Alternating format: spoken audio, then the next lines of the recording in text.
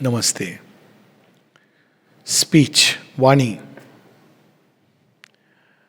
Like all things in Indian thought, we try to connect everything ultimately to its divine origin. Speech also has a divine origin, very much a divine origin, because this world is created by the word. And what is that first word? You can't put it in human syllable. Though we try to put it, we use the word onkar, we use the word but it is the original star of creation, vibration. So speech is connected with the expression of that. That's why speech is the highest faculty in human beings. If you really look at before human beings, there is sound. And before animals, there is not even sound. Just a quiet truth. So speech is the most evolved faculty of in human nature, and therefore it itself is a sign that there is a certain degree of inner development. But what is it to express? It has to express the higher truths. So there are four levels through which speech operates. There is the paravak, the original vibration of sound which creates. And if one can open to that and this voice can manifest that, then it is wonderful. That is the paravak. Then there is pashyanti vak, seeing intelligence. You see the truth and you express it. And that is also wonderful. Revelations, the rishis, you see. Rishis were trying to express both paravak because many of the things are mantric in nature. And also pashyanti vak. They saw and they expressed what they saw. But then there is lower two, there is madhyama. Madhyama is in ignorance. It is WhatsApp University post-graduation. Reading here, there, everything. And then there is Vaikhari is the most outward. Even thinking is not there. Not even trying to understand, know things, but whatever comes to the mind, we speak. And we think this is wisdom. There are people like that who say, whatever I know. There was a very interesting limerick I had heard, which sometimes I share. This is by whoever. He says, I am so and so. My name is John something, and I am a graduate from Balliol College. All that is knowledge, I know it. All that I do not know is not knowledge. Understand the meaning? Illusion of knowledge. Whatever I think is knowledge. Humility is the first step towards knowledge, and this humility must go on. Because there is no limit to the unfolding of the divine. Even when you have the Brahman realization, still there should be humility, more humility. The sign of a truly spiritual man is he never will say, oh, I know everything. I am going to teach you. No, because he knows that there is no end to it. There is always something to know in this world. Sri Aurobindo, how does you operate the fan? And they say, oh, it is that simple. So that way, there is always something one needs to learn, know, grow. So this is the first step. If we want to express this Pashyanti vak and the higher, we should know that all our opinions and viewpoints are all limited scaffoldings. If we take them to be final truths, whatever, we may be a professional field. Professionals have this big problem. Professionals have a huge ego. Why? Because I have done my PhD. What do you people know? Or I have done my MD. What do these people know? And therefore they can't know. Somebody was telling me again recently, said, but WHO and all these doctors are saying, I said, precisely that's why it is not something to be taken as ultimate, because they have stopped at a point which they think as knowledge, which is all right. And one can understand very simply, if everything is a manifestation of energy, what if every material object? So what if the vibration, the virus is a manifestation of a certain vibration and energy? So one can understand how it spreads rapidly. One can understand that it's not only about physical contagion. One can then find better means and ways of stopping it. Isn't it? It's so simple as that. So, but there is a illusion of knowledge which we all carry. So first thing, before we talk about speech, is to learn to get the true knowledge. Then when we speak, we should speak truth. But do I know the truth? I don't know the truth. So I should know whatever I am expressing is my temporary truth. This should always be there. It's fine to say that I am feeling like this. But if I think that this feeling is the ultimate feeling, is the true feeling, then I am fooling myself. I really don't know within me. See, I am feeling like this. Supposing my soul comes out, then it may say, no, all your feelings are irresponsible feelings. They have no meaning at all. Then I will be shocked. I thought this is true, but it is not true at all. So one must know that when we use these words and when I am expressing the speech, it should always be stemming from a deep space of truth. And if I don't have that, which is fine, then at least I must be open towards discovering it.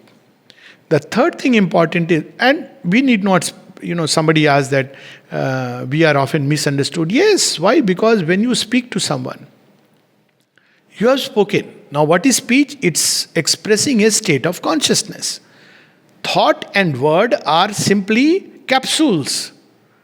You may fill in it something and give it to the person. Now, how do people respond to it? Have you seen when you give somebody, I have seen this when I give medicine. He says, this medicine is so small, but the other one was big. Are you sure this is as effective? So I have to tell them it is more effective actually. No, but the other one was big. See, this is how we receive. The speech goes through, within us it passes through many layers. Intuition as it enters the brain, many layers. Then finally when it comes out, already emotions have colored it, passions have colored it, thought has completely turned it into a fixed opinion. So by the time it comes out of the mouth, it is something completely different. Now the receiver also will go through all these layers. The ears will hear, now his heart will add a masala. So even if you are saying something beautiful, oh, I don't believe this, can't be. Then my thought is already acting with my repertoire of knowledge. Oh, I have seen people who will say, if he's saying so, if he's speaking so nicely, there must be some bad intention. Isn't it? You must have heard this. So you have to tell people that bad intention is inside you. So you are seeing this intention everywhere because you are suspicious. You believe that it is like that. Because we project, mind projects. And then if you are not able to awaken in your soul and the speech comes from that space, you'll never understand it. Because, you don't have contact with that experience. So by the time it reaches the understanding, it's completely gone. That's why in Synthesis of Yoga, there is a whole chapter on purified understanding. How just to understand. That's how you see people read Sri Aurobindo, and you must have seen how WhatsApp things circulate. Even today I was seeing something completely meaningless, change the meaning, some half sentence, and it goes about as true. I wish I had noted it and shared it. But this is because we are not really open to the faculty of understanding. Understanding literally means standing under the light. When we stand and open to the light, then the true understanding comes. Then another thing, speech is ultimately vibration. What it should create? It should create beauty, love, harmony, peace, hope, light. But speech is used more often than not to create fear, discord, division, fight, confusion, disunity, disaffection, hatred, jealousies, what not. So this instrument, which is so powerful, the speech can be so powerful an instrument. There are examples in history that when people were exhausted, given up, we can't fight anymore, that time one man's speech and action changed the way people were responding. This is the power of speech. Alexander, when people, he has come all the way from Greece right up to Afghanistan, and people say, now we want to go back. So Alexander says, those who want to go back, go back. I don't want to go back and tell my mother, Greece, that look, I came back a defeated man. You can go back. I'll proceed. And that whole speech is so powerful, so intense, whatever purpose it may have served, but it completely changed. Look at Sri Aurobindo. With his speech, he woke up a whole nation which was sleeping. What was the moderates trying that time? The moderates were trying, let us placate, let us get some kind of concessions in our action. Concessional freedom. What did Sri Aurobindo says? What is it? Purna Swaraj. That's what we are demanding.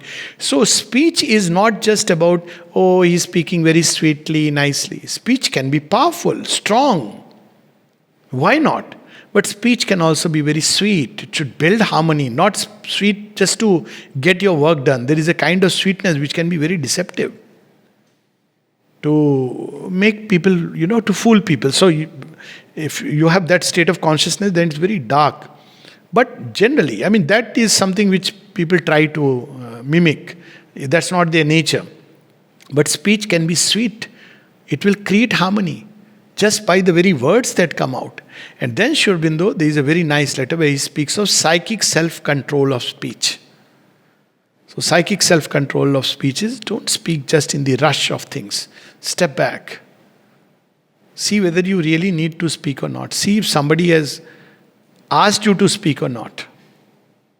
I am in this particular situation where I keep reminding myself, why am I speaking? And several times earlier I used to pray to Mother, Mother, tell me, should I get into this or not? It's only after there was clarity that I started speaking. Because why should one speak? How does it matter? So there should be clarity. If somebody is not asked for advice, to give advice, to give opinion, why is it necessary? A lot of waste we do through speech. It's a means by which we externalize ourselves, and we waste a lot of energy by speech. Lot of energy. One can be tired after speaking. Unless one is open to a source above, then it's a different thing. Then you are energized. But a speech which is only confined to the narrow realm of the ego and discussing what is called normally as gossip. So what happened in your neighbor's house? And then my neighbor. How people can talk without topics? There is a joke about it. That two people are chatting and after some half an hour, said, whom were you talking? No, it was a wrong number. There are people who can talk like that. Just like that. Just don't understand. So speech is something which is to be cultivated. Otherwise, if you are constantly throwing our energies, we'll get very tired and exhausted. It's something to be conserved. It has to be put at the divine service, used for under the impulsion of the divine, for work of the divine. It's an instrument of work, service, and the highest form of service, because it is the highest faculty available in man. Everybody has hands and feet. Not everybody is blessed with, speech and... So one has to open it to higher ranges and speak only under impulsion of inspiration, intuition, revelation. That's what spiritual speech is about. When Mother was asked about spiritual speech, she said, one has to be inspired to speak spiritually. Spiritual speech is not scholarly speech. It is not an assemblage of this book, that book and putting it together. It is, one has to be open to the faculties of inspiration, which comes the more quieter we are. So for 1 hour of speech, Mother recommends 10 hours of silence. And this silence she recommends is not just outer silence, but inner thoughts constantly running here and there. Why do thoughts run in these directions? Because we are egocentric people. So thoughts are constantly running, me, mine, my life, my life. Turn these thoughts towards the divine, then we'll open to the faculty of speech, to inspiration, intuition, revelation. The more the mind becomes quiet, the more outer noise and the inner noise of the thoughts. We should learn to, bring peace into it. It's a package. It's not like, start speaking nicely or to everybody, speak nicely to everybody. It's not about speaking nicely to everybody. You have to speak truth. Otherwise, stay silent. But you can speak truth in a beautiful way. For example, you see a person who comes to you and you feel that, the person has a strong streak of, is acting under an impulsion of egoism. But you also know that there is something which is divine in the person. Bring out that aspect. How many times with children, parents deal this way that, the faults they point out, but they hardly bring out the beautiful side. So bring out, and it's not about flattery. Flattery is not good at all, but in everyone there is a beautiful side, something divine, something true, and we should bring it out. See how Mother would appreciate. Every small thing she would appreciate. Even a little embroidery, oh, beautiful, my child. And she could make out whether this is offered or this is done without an offering. This is the use of speech, to look at the beautiful side of life and bring it out in our everyday dealing with others. But we don't do it because we are hurt. That is the problem. because the ego comes. So either we flatter or we curse. So this is the part of it. And then there are many aspects of speech. It's a short reflection, so I'll just stop with few things. People who practice truth. Now truth not in terms of mind vital and my truth and your truth, but who try to really look inside and connect with their soul, and they try to express that truth in life. Otherwise they will not express it. Then these people, when they speak something, it becomes true. Because it becomes the power of speech. That's how the rishis acquired the power. That whatever they said, we use the word curse, but in every curse there was a boon. When the rishis did it, it acquires a power. Then another aspect of speech is that every day when we meet people, we can help each other simply by greeting, good morning. Say it with the heart. See, it's a small thing, it will help. Rather than just going away. Grum face. People look at you, oh, you are not supposed to even smile. There are people like that. But you have given a faculty of speech, say something beautiful, express it from the depths of your being. You have added to the sum total of beautiful vibrations in the world. So, word has power. How we use it. That's why ill will is so harmful.